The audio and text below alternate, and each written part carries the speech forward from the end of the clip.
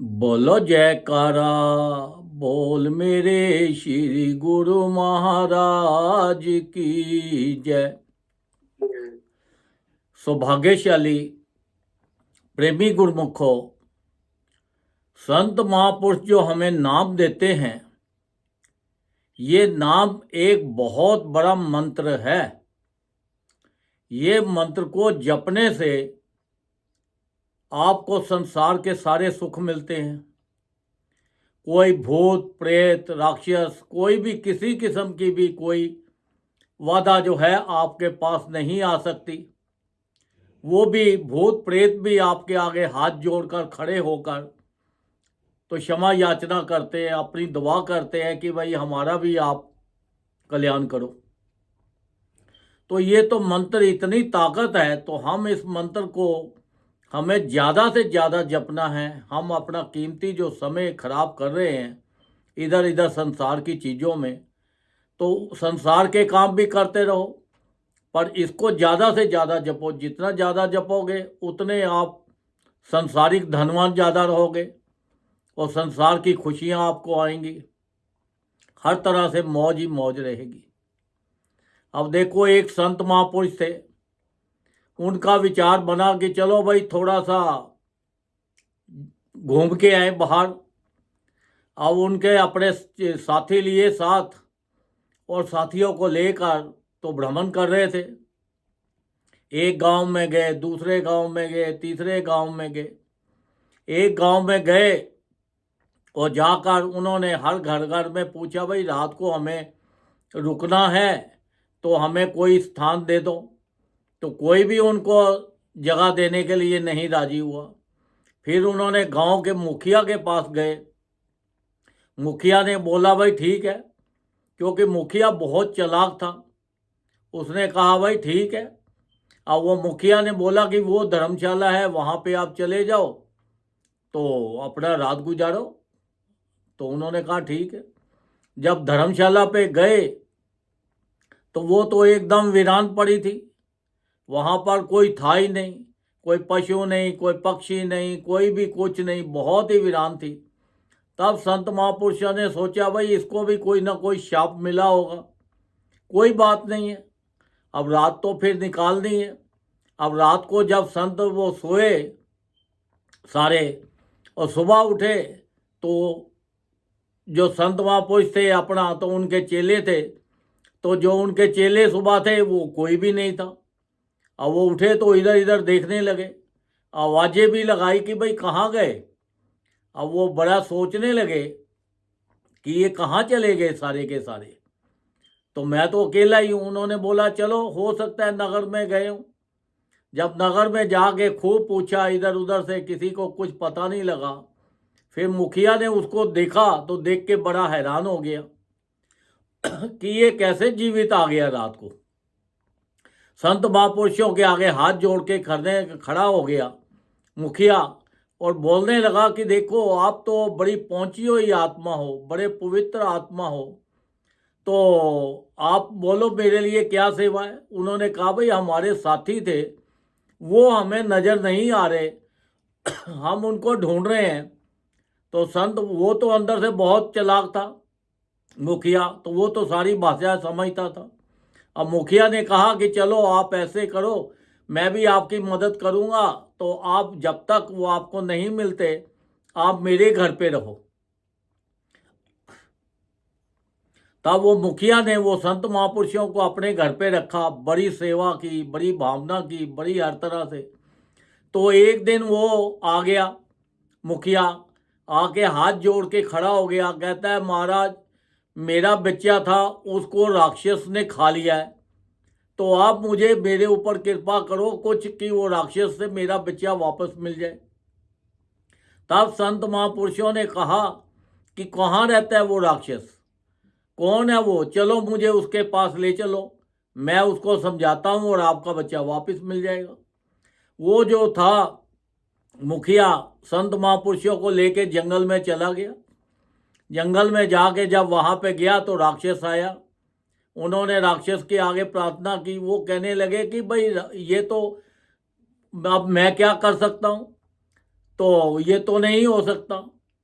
तो क्योंकि एक दिन जंगल के वैसी कोई बाहर से बंदा आया और उसको भी मुखिया ने उसी के अंदर भेज दिया जो धर्मशाला थी। तो उसको जो था उसका वो दोस्त था, मुखिया का बेटा। तो जब मुखिया का बेटा भी उसको मिलने के लिए गया तो रात को वो भी सो गया वहीं पे, और वो जो राक्षस था वो वहाँ पे उसने उसको भी खा लिया।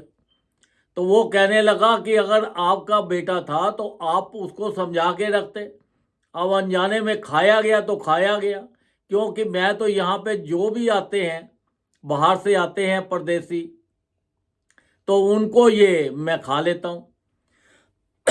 तो फिर उसके बाद मुखिया से पूछा भाई क्या बात है। अब उसको मुखिया कहने लगा भाई ये राक्षस जो था ये सारे गांव वालों को जब भी आता था उठा के ले जाता था और अपना भोजन बना लेता था। हम सारे गांव वालों ने आके इसके आगे हाथ पांव जोड़े कि हमारे गांव से किसी को मत उठाओ, तो हम आपके भोजन की व्यवस्था कर देंगे। तो जो भी बाहर से परदेसी आता था हम बोलते थे धर्मशाला में चले जाओ। अब धर्मशाला में रात को वो सोते थे तो वो राक्षस आता था, वो अपना ग्रास बना के सबको खा जाता था और गांव वालों को कुछ नहीं कहता था। कहने मुखिया ने कहा कि देखो मैंने तो गांव का लिए भला ही सोचा है कि गांव का आदमी ना कोई मरे। तो उसने बोला कि अब तो मेरा बेटा चला गया, अब कुछ करो। वो कहता है तुम्हारा बेटा तो मेरे पेट में अब चला गया, अब वो तो मैं नहीं लुटा सकता क्योंकि अब वो तो खत्म हो गया। तब संत महापुरुषों ने उसको फरमाया कि भाई आप जो राक्षस बने आप कैसे राक्षस बने। तब वो उन्होंने राक्षस ने बताया कि देखो कि मैं पिछले जन्म में किसान था और किसान का जो जात था तो मेरा काम तो अपने खेतों को देखना था। एक बार एक किसी बंदे को इंसान को गीद खा रहा था, वो इंसान गिरा, कमजोर था, तो गीद ने उसके ऊपर झपट्टा मारा, उसको खाना शुरू कर दिया। अब उन्होंने पास खड़ा होके भी किसान ने उसको नहीं बचाया। तो तब कोई संत महापुरुष निकल रहे थे तो उन्होंने आगे आके कोशिश की कि भाई मैं इसको बचाऊं। जब वो बचाने के लिए आए तो गीद उस इंसान को अपने पंजों में फंसा के उड़ा के तो दूर निकल गया। तब उन्होंने संत महापुरुषों ने उसको बोला कि भैया देख तू तो पास खड़ा था पर तू तो उसको बचा सकता था, तूने क्यों नहीं बचाया। वो कहने लगा कि मैं तो अपने खेतों का ध्यान रखूं या उसको बचाऊं। उसने बोला कि नहीं तेरी ड्यूटी बनती थी कि तू उस इंसान को बचाता। अब तो इतना दुष्ट आदमी है, तेरे लिए तो कोई नरकों के अंदर भी जगह नहीं है, जा। फिर उन्होंने उनको शाप दिया, जा तू आज से राक्षस बन जा। वो कहता है मैं तब से राक्षस बना हुआ। कहता है मैंने बहुत माफिया मांगी, फिर संत महापुरुषों ने बोला कि जाओ जब तुम्हारे गांव के अंदर कोई संत महापुरुष आएंगे और वो आके इस मंत्र का जप करेंगे और पानी का छट्टा मारेंगे तब तुम्हारा कल्याण होगा। तो कहने लगा कि अब इस गांव के अंदर एक संत महापुरुष आए हुए हैं, अगर वो आके मंत्र पढ़ के मेरे ऊपर जल का छिट्टा दे दे तो मेरा कल्याण हो जाएगा। तब वो संत महापुरुषों ने कहा कि भाई हम ही आए हुए हैं, हमारे साथी हैं। तो तब वो संत महापुरुषों ने उसके ऊपर छट्टा दिया, मंत्र पढ़ा और छट्टा दिया और वो अपना उसने शरीर छोड़ दिया। और उसके अंदर से जो मरे हुए लोग थे वो जो संत महापुरुषों के साथी भी निकल आए और उसका बेटा भी निकल आया। तो मृतक शरीर थे तो उन्होंने फिर जाके वो जो मुखिया था अपने बच्चे का उसका वो संस्कार किया और सारा कुछ किया। तो देखो एक मनुष्य होते हुए मनुष्य की हेल्प करनी चाहिए, क्योंकि अगर वो नहीं करता तो वो भी एक बहुत बड़ा पापी बन जाता है, क्योंकि मनुष्य ही मनुष्य की सेवा कर सकता है, उसका ख्याल रख सकता है। संत महापुरुषों ने कहा कि देखो सारे गांव वालों को बोला कि आपको किसी से डरने की जरूरत नहीं है, आप इस मंत्र का जाप करो क्योंकि ये मंत्र ही आपकी रक्षा करेगा। सारे गांव वालों को उन्होंने नाम दे दिया, सारे के सारे वो नाम जपते रहे। जो नाम हमें संत महापुरुषों ने दिया है, ये एक बहुत बड़ा मंत्र है। तो जो मंत्र जपता है उसके पास कोई भी राक्षस, भूत, प्रेत चीज कोई नहीं आती। तो सारे गांव वाले जो थे वो संत महापुरुषों के सेवादार बन गए और उनकी बड़ी सेवा की, और वहाँ पर नाम लेके सब अपना नाम जपते हुए सब ने अपने अपने जीवन का उद्धार कर लिया।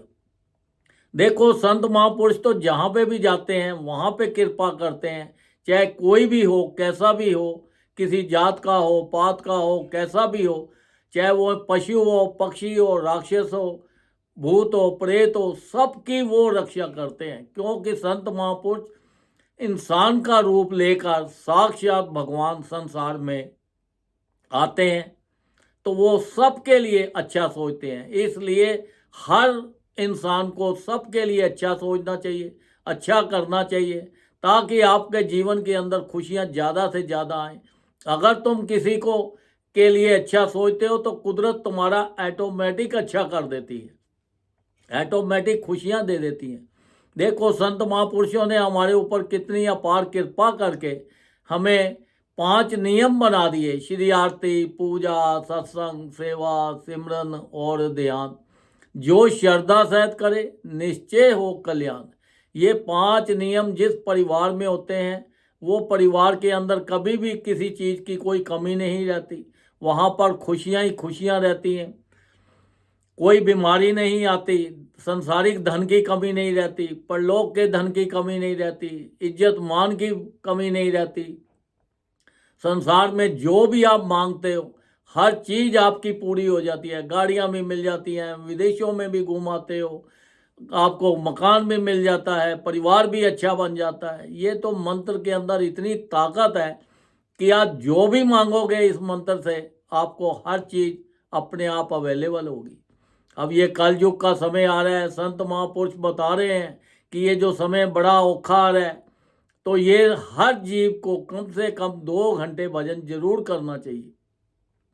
2 घंटे कंटिन्यूस नहीं बैठ सकते तो 1-1 घंटा करके करो, 1-1 घंटा करके नहीं कर सकते आधा-आधा घंटा करके करो।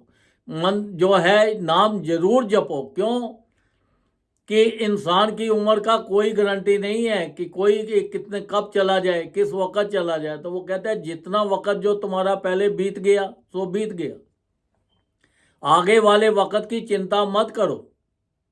जो प्रेजेंट में चल रहा है इसमें ज़्यादा से ज़्यादा कोशिश करो, नाम जपो। नाम जपने का कोई वक्त नहीं होता, सुबह शाम दोपहर चलते फिरते खाते पीते हर वक्त भजन जपते रहो और संसारी काम करते रहो, जिससे आपका लोक भी सुखी हो जाए और परलोक भी सुखी हो जाए।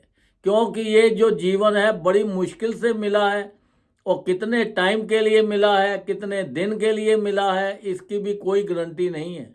अगर हम कोई प्रॉपर्टी बनाते हैं तो उसकी तो उम्मीद होगी कि गारंटी है भाई 100 साल तक ये रहेगा।